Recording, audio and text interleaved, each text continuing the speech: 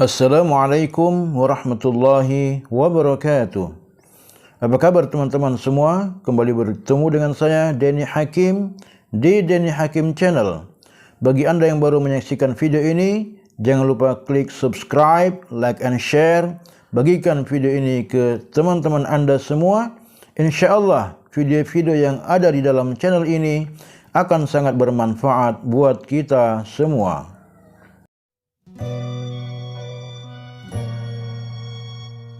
Teman-teman semua, ada 5 alasan kenapa kita harus mempelajari Al-Quranul Karim. Yang pertama, karena Al-Quran sebagai petunjuk hidup, sebagai pedoman hidup yang pasti tidak membawa kepada kesesatan. Rasulullah SAW bersabda, "Taraktu fikum amrayni lan tadillu ma tamassaktum bihima, kitab Allah wa sunnata Rasulillah." Rawahu Muslim. Aku telah tinggalkan kepada kalian 2 persoalan, 2 perkara. Kalian tidak akan pernah sesat selama-lamanya selama kalian berpegang teguh kepada 2 hal tersebut, yaitu kitab Allah dan sunnah Rasulullah sallallahu alaihi wasallam. Jadi kitab Al-Quran ini ketika kita jadikan pedoman dan petunjuk kehidupan kita, tidak akan pernah membawa kesesatan. Kita bisa bandingkan dengan kitab-kitab karangan manusia. Sejenius apapun orang yang mengarangnya, bisa saja akan mengantarkan manusia kepada kesesatan ketika itu bertentangan dengan isi Al-Quranul Karim. Alasan yang kedua, bahwa hidup kita akan mulia, ditinggikan derajatnya oleh Allah Subhanahu wa taala ketika kita menjadikan Al-Quran sebagai pedoman. Rasulullah sallallahu alaihi wasallam bersabda, "Innallaha yarfa'u bihadzal kitabi aqwaman wa yad'u bihi akharin."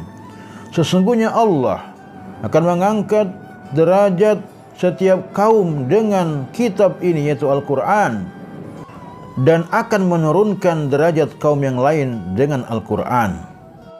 Kenapa Allah Subhanahu wa ta'ala menaikkan derajat sebuah kaum dengan Al-Quran ketika kaum tersebut menjadikan Al-Quran sebagai pedoman kehidupan mereka? Maka mereka akan dimuliakan. Dan kenapa Allah akan menurunkan derajat sebuah kaum dengan Al-Quran ketika kaum itu tidak menjadikan Al-Quran sebagai pedoman dan petunjuk kehidupan mereka?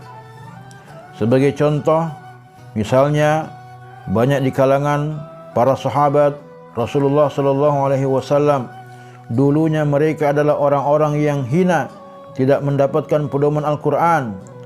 Tapi ketika mereka masuk ke dalam Islam, menjadikan Al-Quran sebagai pedoman kehidupan mereka, mereka pun menjadi manusia-manusia yang mulia. Allah Subhanahu wa ta'ala memuliakan mereka. Allah meridhai mereka karena dengan Al-Quran mereka menjadi mulia.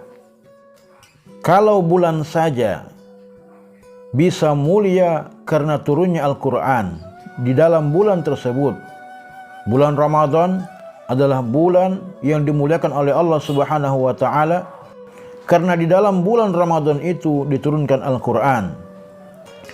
Kalau bulan saja bisa dimuliakan oleh Allah dengan Al-Quran, apatah lagi manusia akan lebih dimuliakan oleh Allah Subhanahu wa ta'ala ketika mereka menjadikan Al-Quran sebagai pedoman kehidupan mereka. Alasan yang ketiga, Al-Quran adalah sebaik-baik pelajaran. Dia sebaik-baik kalam. Rasulullah SAW bersabda, "Khairukum man ta'allamal Qur'an wa 'allamahu." Sebaik-baik kalian adalah yang belajar Al-Quran dan yang mengajarkannya. Nabi tidak mengatakan bahwa orang yang terbaik adalah orang yang belajar ilmu A, ilmu B, ilmu C. Tapi Nabi dengan jelas mengatakan bahwa sebaik-baik kalian adalah yang belajar Al-Quran dan yang mengajarkan Al-Quran. Kenapa?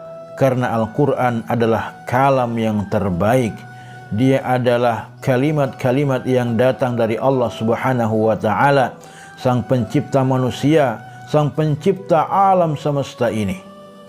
Maka wajar kalau Rasulullah sallallahu alaihi wasallam menyatakan bahwa orang yang terbaik adalah yang mau belajar Al-Qur'an dan yang mau mengajarkan Al-Qur'an.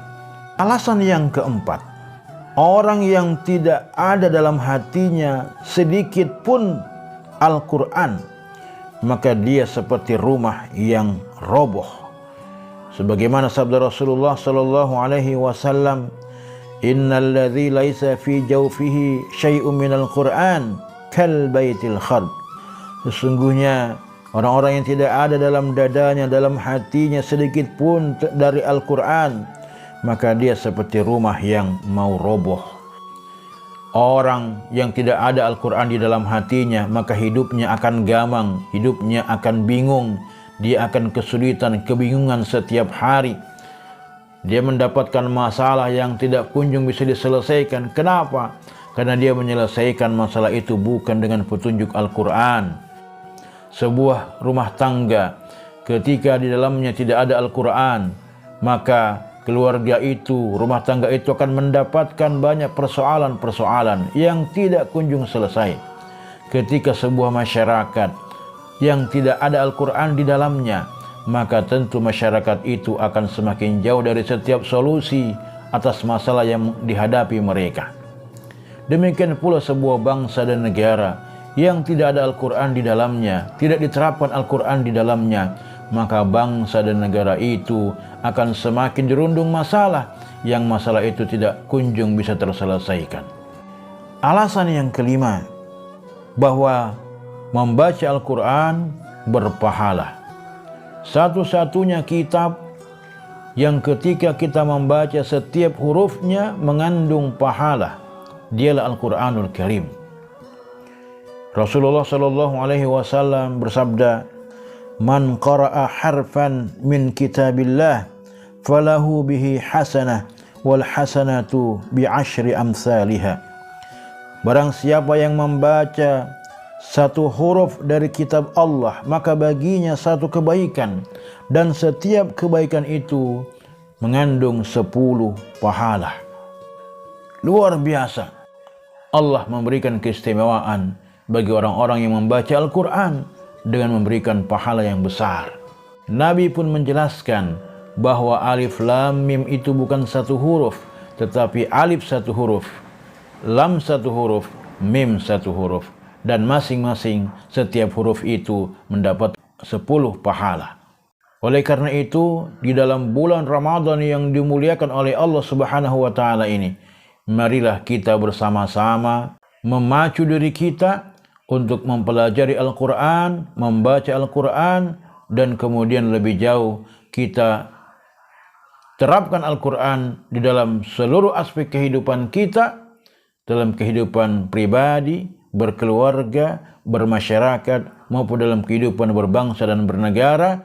Insya Allah, Allah Subhanahu wa ta'ala akan mengangkat derajat kehidupan kita, akan memuliakan kita. Terima kasih. Semoga bermanfaat. Wassalamualaikum warahmatullahi wabarakatuh.